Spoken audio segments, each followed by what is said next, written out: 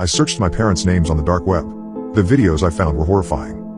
When my friend first introduced me to the dark web, I was amazed at how such an unknown thing could house some of the most illegal things on earth. Up until today, I had only used it for learning how to code and commit small crimes, but after the horrifying videos I just found, I don't think I'll ever use the dark web again.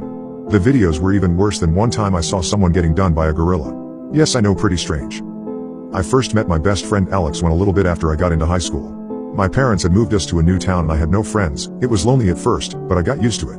We moved because they were paranoid after many murders occurred in our town. I thought this was weird, moving across the country over that, but I let it go. The reason Alex and I became friends so quickly was because we both had a shared interest in the internet and everything it had to offer.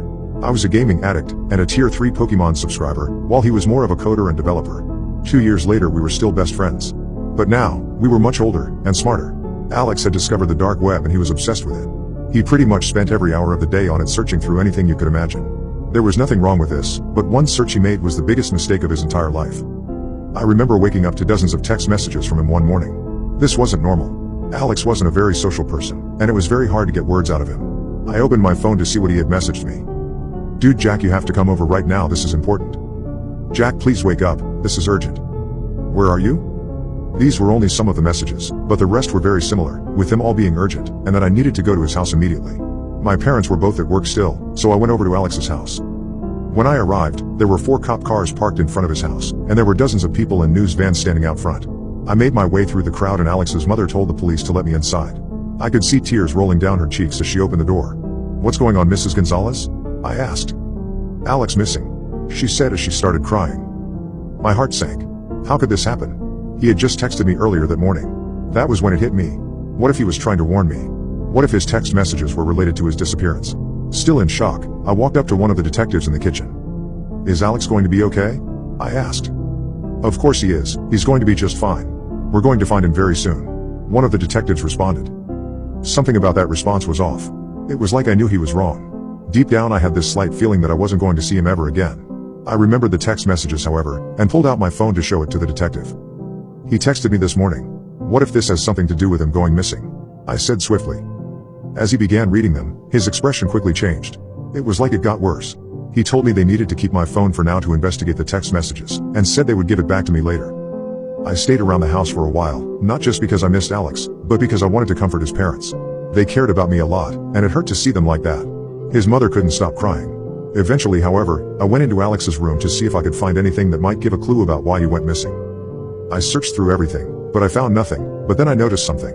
Alex's computer was on, but his monitor was turned off. I looked for the button to turn it on and hit it. As the screen lit up, my heart sank. He was on the dark web. Obviously this was normal, but for some reason, he had dozens of different tabs open. I knew this part wasn't normal, so I closed the door and locked it, and began going through them. At first it was all pretty usual for him, but then things started to get weird. He had a tab open that was an article about a murder that had happened several years ago. The article said that it was a woman who was found dead in her apartment. Her body was mutilated, cut up, and covered in acid. I nearly threw up reading it and seeing the horrifying pictures of the crime scene. Not wanting to see any of it anymore, I switched the tab, just to reveal another article about another murder. Confused, I quickly went through the rest of the tabs he had opened, and they were all the same thing. They all were about some type of murder or crime. The one that stuck out the most to me, however, was one about a murder that had happened 2 years ago. At first it seemed pretty normal, but as I read further, I realized what it was. It was about the murder of our neighbor that prompted us to move away. Confusion quickly swept over me. How did Alex know about this?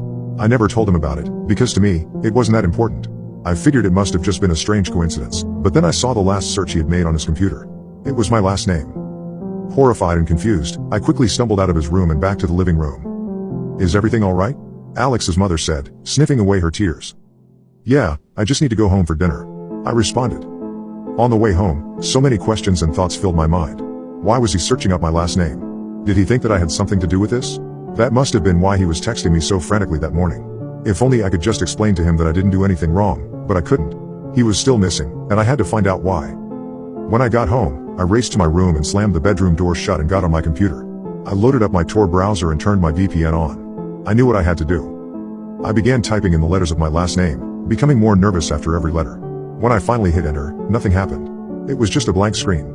Confused, I refreshed the page, but once again, there was nothing. But why did Alex search this if there was nothing? I thought to myself. There must be something out there. I was getting ready to close the tab, thinking I had ran into a dead end, when suddenly, the page started to load. It took several minutes, but finally, it loaded to reveal hundreds of videos. Immediately, I knew what they were. They were murders, but why did they show up when you searched my last name? I considered just stopping right there and turning back, knowing the horrifying things I would see if I continued on, but I couldn't. I knew this had to be why Alex went missing, so I clicked on the first video. As it started playing, I saw what looked like a woman strapped to a chair in some sort of basement or something. I quickly recognized who it was. It was our neighbor from 2 years ago. I could tell because she had the same heart-shaped tattoo on her neck. She sat there for a minute, struggling, panicking, and screaming for someone to help. However, suddenly, two figures walked into frame. At first, I couldn't tell who they were, but as they turned around to face the camera, my heart sank. It was my parents.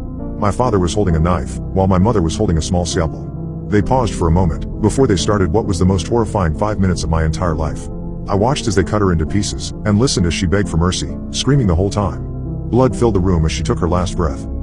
When the video ended, it quickly went to another, revealing the exact same room and chair I had seen before. I was traumatized by what I had already seen, and I knew I couldn't watch any more of it. My parents were murderers, and I now knew the real reason we moved away 2 years ago. I knew there was something off about that, but I just never could have imagined that this was the horrifying secret that they had been hiding from me. This whole time I thought Alex was trying to accuse me of being responsible for these murders, but I was so wrong. He was trying to warn me. I scanned through more of the videos, each in the exact same room. I was just about finished, ready to go to the police so that I could tell them about what I had just seen when I noticed something. There was a new video uploaded today on the website. I quickly clicked on it and pressed play to reveal what looked like a man this time, strapped to the chair. He had a sack over his face, and I couldn't tell who it was. Once again, however, I saw my parents walk into the frame. My father walked up to the man and pulled the sack off his head. At first, I couldn't tell who it was, but then I realized who I was looking at. It was Alex.